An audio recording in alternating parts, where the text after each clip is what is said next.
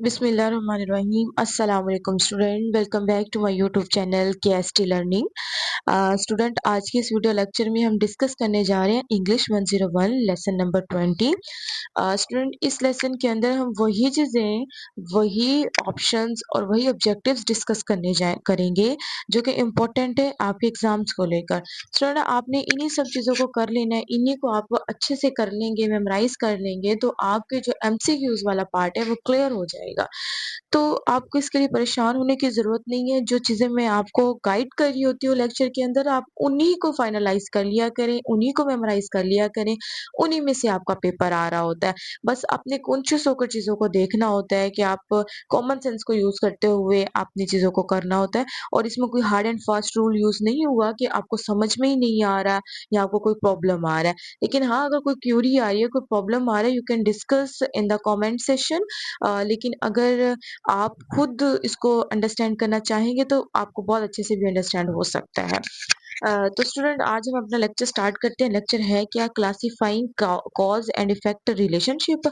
और पहले हमारे पास ये क्या आ रहा है इसको हम थोड़ा सा देख लेते हैं। Step in problem solving. Can a computer solve problem? Okay. It is the machine that carries out the procedure which the programmer gives it. क्या है? कंप्यूटर हमारे पास एक मशीन है जो कैरी आउट करती है उस प्रोसीजर को, यानी उस प्रोसीजर को वो लेकर चलती है जो प्रोग्रामर उसको देता है। यानी प्रोग्रामर कहता है कि ये प्रोसीजर है, मैं तुम्हें ये दे रहा हूँ, तुमने ये करना है, तो मशीन वही करती है। यानी जो हम मशीन को कहेंगे हम वही कहे वो वही करेगी। It is the programmer then who solves the problem. ये प्रोग्रामर ही है जो प्रॉब्लम को, जो कंप्यूटर के अंदर प्रॉब्लम आने वाली प्रॉब्लम है उनको क्या कर सकता है? सोल्व कर सकता है। There are a few steps that one has to follow involving in problem solving. कि भाई यहाँ पर कुछ स्टेप्स हैं जिनको फॉलो करना क्या है, कंपलसरी है, जिनको फॉलो करने के बाद किसी भी प्रॉब्लम को जो कंप्यूटर के अंदर आ रही है, मशीन के अंदर आ रही है, उसको सॉल्व किया जा सकता है।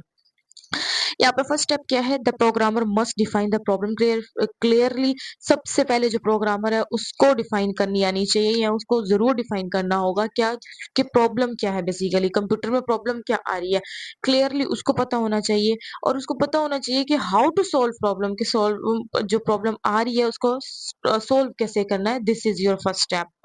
नेक्स्ट स्टेप क्या है? Programmer must formulate an algorithm. उसको एल्गोरिदम को उसको फॉर्मुलेट करना चाहिए। एक चार्ट टाइप कोई चीज है, एक चार्ट टाइप है, उसको पहले बनाना चाहिए जिसमें क्या, which is straightforward sequence of step of instruction use to solve the problems. जिसके अंदर इंस्ट्रक्शंस होती हैं, स्ट्रेट फॉरवर्ड सीक्वेंस हुआ हुआ होता है, मौजूद होता है, जिससे प्रॉब्लम्स को क्या किया जा सकता है? सोल्व किया जा सकता है। एक अल्गोरिदम के अंदर ये सारी चीजें मौजूद होती हैं।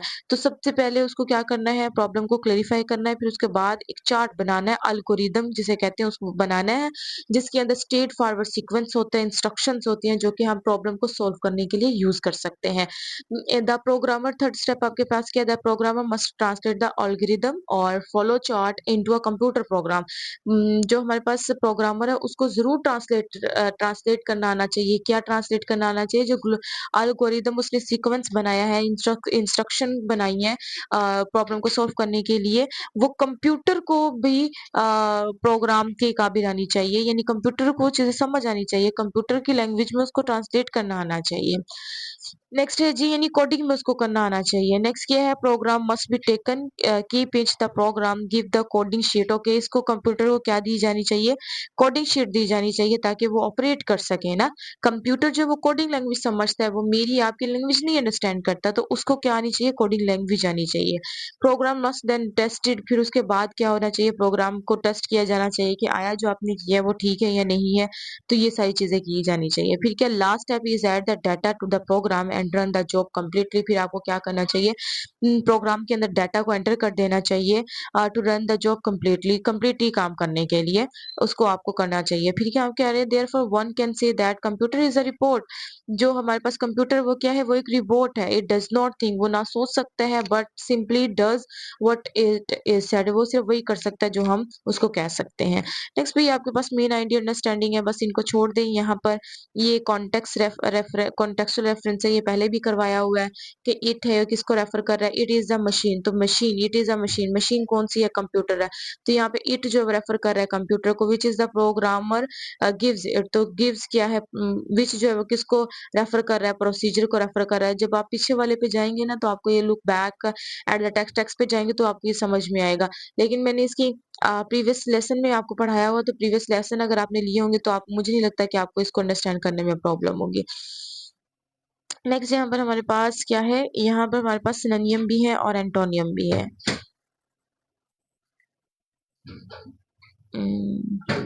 दीज आर द यहाँ पर आपके पास क्या कंस्ट्रक्टर, यहाँ पर आपके पास सिनोनियम और एंटोनियम है, इनको आपको करना होता है, ये आपके क्विज में और आपके ये ऑब्जेक्टिव में आते होते हैं, तो आपने इनको कॉन्शियसली करना होगा। पहला आपके पास क्या कंस्ट्रक्ट के लिए फॉर्मूला, वो सिनोनियम क्या हो सकता है, formulate, takes a lot of time के लिए क्या होता है, टाइम कंज्यूमिंग, एग्जिट का प्रिसाइज, मिस्टेक का बग्स, हेल्प का एड्स, ये सारे के सारे आपके पास क्या सिनोनिम है, आपने इनको याद करना है। ये लिए कहाँ से गए हैं, ये आपके टेक्स्ट से लिए गए हैं। नेक्स्ट क्या है, आपने एंटोनियम लिखने हैं, यानी आपने उसका उलट लिखना है। Ambiguously, clearly, specific, generally, partially, completely, तो ये इनके क्या है, एंटोनियम है। नेक्स्ट पे हम देखते हैं, नेक्स्ट पे हमारे पास क्या है।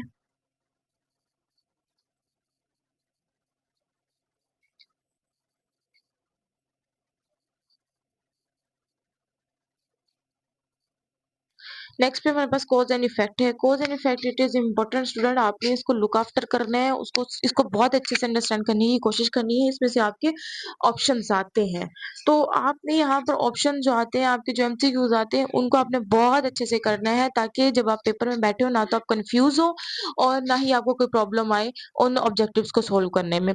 क्या कह रहे हैं कॉज एंड इफेक्ट के, कॉज क्या है बेटे, जो आप पहले बात कर रहे हो और उसके बाद आप उसका इफेक्ट दे रहे हो कि ये बात है और इसका ये इफेक्ट है, इसका ये असर है। इसको हम एग्जांपल से समझते हैं। देखिए बेटे, if the program is using a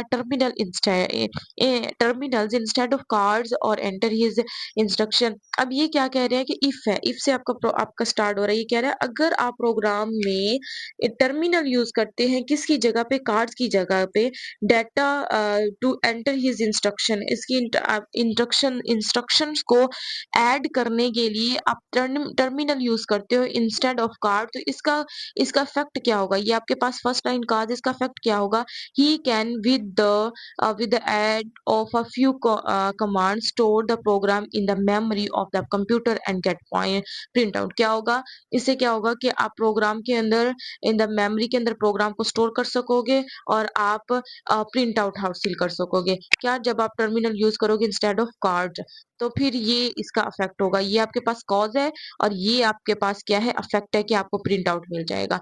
next क्या, the computer will follow the instruction in the program in the mindset details, जो मिनरल, जो माइन वाली जो छोटी छोटी जो डिटेल्स होती हैं, इंस्ट्रक्शंस या जो डिटेल्स होती हैं, जो कंप्यूटर जो है वो फॉलो करेगा। फिर क्या होगा, therefore one can say that computer is reboot, तो फिर हम कह सकते हैं जो कंप्यूटर है वो क्या, रिबोट है।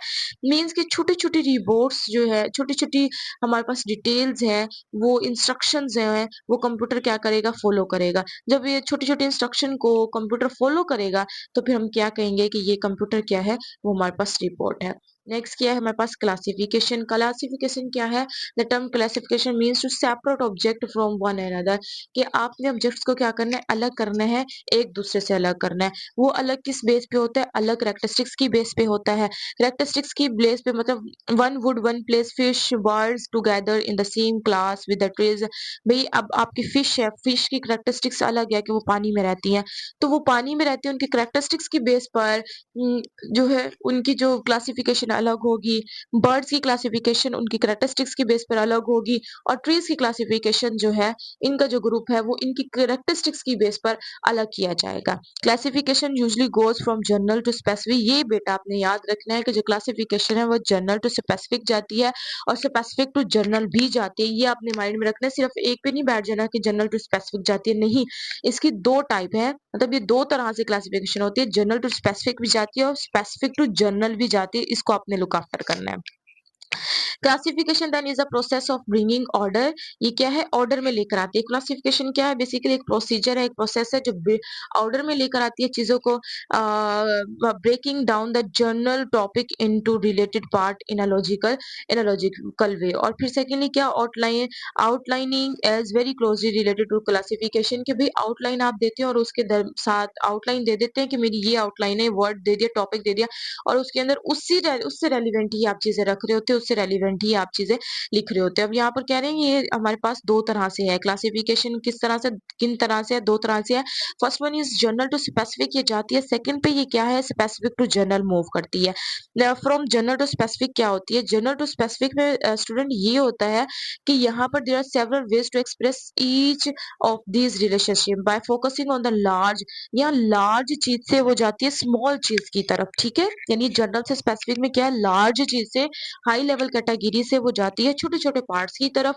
और इसमें इंपॉर्टेंट पॉइंट है कि उसके अंदर जो हमारे पास हेल्पिंग वर्ब होते हैं वो सिंगुलर यूज किया जाता है। General to specific classification will usually have singular main verbs. आपने बस ये याद रखना है कि उसके अंदर जो सिंगुलर मेन वर्ब यूज किया जाता है, जो वर्ब होता है वो सिंगुलर यूज किया जाता है।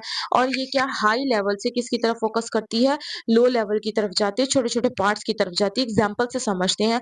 CPU is divided into three parts. अब यहाँ पर हमारे पास क्या है, सीपीयू हमारे पास ये जनरल से स्पेसिफिक की तरफ जा रही है। सीपीयू हमारे पास क्या है, जनरल है, ये हाई लेवल चीज है। इस डिवाइडेड इनटू थ्री कैटेगरीज, ठीक है। ये थ्री कैटेगरीज में क्या है, डिवाइड है। ये आपके पास जनरल टू स्पेसिफिक स्टेटमेंट है। फिर नेक्स्ट आपके पास क्या है, जब आप इसके छोटे छोटे यूनिट भी बता रहे हैं कि क्या है, the control unit, the arithmetic logic unit and the memory, ये क्या कहलाती है, सीपीयू कहलाती है। एक ये आपके पास जनरल इंफॉर्मेशन है, ये आपके पास छोटे छोटे पार्ट है। तो ये वाली स्टेटमेंट क्या होगी, आपके पास जनरल टू स्पेसिफिक जाएगी। और यहाँ पर एक मैंने आपको पॉइंट बताया था कि इसके अंदर क्या होता है, जनरल टू स्पेसिफिक के अंदर अपने कौन से वाला हेल्पिंग वर्ब यूज करना होता है, सिंगुलर वर्ब आपने उसके अंदर यूज करना होता है। अब यहाँ देखिए, यहाँ पर कौन से वाला वर्ब है, इज हमारे पास क्या सिंगुलर वर्ब है। यहाँ पे क्या, the CPU has three parts. अब यहाँ पे एक जनरल स्टेटमेंट दी हुई है, हाई लेवल की स्टेटमेंट दी हुई है, और फिर यहाँ पे हमारे पास वर्ब भी कौन सा है, सिंगुलर वर्ब है। तो यहाँ पे सीपीयू हैज थ्री पार्ट्स, और थ्री पार्ट्स को यहाँ पे छोटे छोटे यूनिट में क्या किया गया, डिवाइड किया गया। इसका मतलब है ये हमारे पास कौन सी स्टेटमेंट है, कौन सी इंफॉर्मेशन है, जनरल टू स्पेसिफिक इंफॉर्मेशन है। यहाँ पे भी ये है, the CPU includes three parts. अब ये हमारे पास प्रेजेंट इंडेफिनिट की बात हो रही है। तो सीपीयू के अंदर मुश्तमिल, सीपीयू जो है के पास कितने पार्ट्स हैं, भाई थ्री पार्ट्स हैं। और वो फिर नेक्स्ट इन्होंने यूनिट्स में बताया हुआ। तो ये हमारे पास कौन सी वाली स्टेटमेंट है, specific, general to specific statement है। नेक्स्ट देख लेते हैं स्टूडेंट। नेक्स्ट भी आपके पास ऐसे ही है, इज वाला लगाया, इसका मतलब है कि ये आपके पास कौन से वाली स्टेटमेंट है, जनरल टू स्पेसिफिक है। स्पेसिफिक टू जनरल क्लासिफिकेशन में क्या है, स्मॉलर, जो लोअर चीजें हैं, छोटी छोटी चीजें, उनको पहले डिफाइन कर दिया जाता है। और जो हाई लेवल की एक्सप्रेशन है, ये हाई लेवल की चीज है, उसको बाद में डिफाइन किया जाता है। क्लियर हो रहा है ये। और यहाँ पर देखेंगे, इसमें एक जनरल क्लासिफिकेशन में क्या है, प्लूरल वर्ब यूज किया जाता है। इसकी ये रिकग्निशन है कि जो आपके पास जनरल टू स्पेसिफिक है, उसमें आपने सिंगुलर वर्ब यूज करना होता है। और उसमें हाई लेवल की स्टेटमेंट से अपने लो लेवल की स्टेटमेंट में या यूनिट्स में जाना होता है। लेकिन जो आपके पास स्पेसिफिक टू जनरल है, इसमें आपने प्लूरल वर्ब यूज करना है, और इसके साथ साथ आपने लो लेवल की या स्मॉल चीजों से हाई लेवल की चीज की तरफ जाना होता है। ठीक हो गया। यहाँ पर देखिए, और यहाँ पर देखिए, यहाँ पे आर है, ये आपके उसके साथ यूज किया जा रहा है। आपके पास जो हेल्पिंग वर्ब है यूज किया जा रहा है। The control unit, the arithmetic logic unit and memory are the three parts of the computer. अब देखिए, यहाँ पर छोटे छोटे यूनिट है, यूनिट, छोटे छोटे यूनिट से फिर हम यहाँ पर गए हैं, और एट द एंड हमने क्या कह दिया, सीपीयू। सीपीयू हमारे पास क्या है, हाई लेवल वाला यूनिट है, जो कि हमने जनरल टू स्पेसिफिक में डिस्कस कर लिया है कि सीपीयू आप पहले स्टार्ट करेंगे, फिर उसके बाद उसके यूनिट्स गिनवाएंगे। लेकिन यहाँ पर क्या है, आपने पहले सीपीयू को डिफाइन नहीं किया, बल्कि आपने छोटे छोटे यूनिट्स को पहले डिफाइन कर दिया, और फिर उसके बाद आपने सीपीयू कह दिया, और फिर इसके साथ आपने पूरा वर्ब यूज कर दिया। तो इसका मतलब ये क्या है, ये आपके पास स्पेसिफिक टू जनरल इंफॉर्मेशन है। नेक्स्ट भी आप देखिए, control unit, the arithmetic logic unit and memory are three parts of that make up the CPU. अब यहाँ पे भी देख ले कि आर है, आप रूलर है और फिर नेक्स्ट पे आपके पास छोटे-छोटे यूनिट आ रहे हैं, छोटे-छोटे यूनिट बना मिलकर फिर एक बड़ा यूनिट बना रहे हैं, तो ये हमारे पास कौन-सी इन्फॉर्मेशन है? सब स्पेसिफिक टू जनरल इन्फॉर्मेशन है। नेक्स्ट पे स्टूडेंट ये आपकी एग्जांपल्स दी हुई है, इनको आपने 1-2 बार देख लेना है, ज़्यादा इम्पोर्टेंट नहीं है ये चीज़ें, लेकिन जो इम्पोर्टेंट चीज़ें थी वो मैंने यहाँ पर डिस्कस कर दी हैं। स्टूडेंट अगर आप इन्हीं को कर लेते हैं तो आपका अच्छे से जो ऑब्जेक्टिव बेस पेपर है वो अच्छे से हो सकता है। होप सो कि स्टूडेंट आपको अच्छे से अंडरस्टैंड हुआ होगा। ऐसी ही इंटरेस्टिंग वीडियो देखने के लिए चैनल को लाइक करें, शेयर करें। स्टूडेंट आप ज़्यादा से ज़्यादा चैनल को ज़्यादा से ज़्यादा लेक्चर्स को शेयर किया करें ताकि दूसरे स्टूडेंट्स भी इसे इसे देखकर इससे फ़ायदा हासिल कर सकें। And thank you so much for watching my video. अल्लाह हाफ़िज़।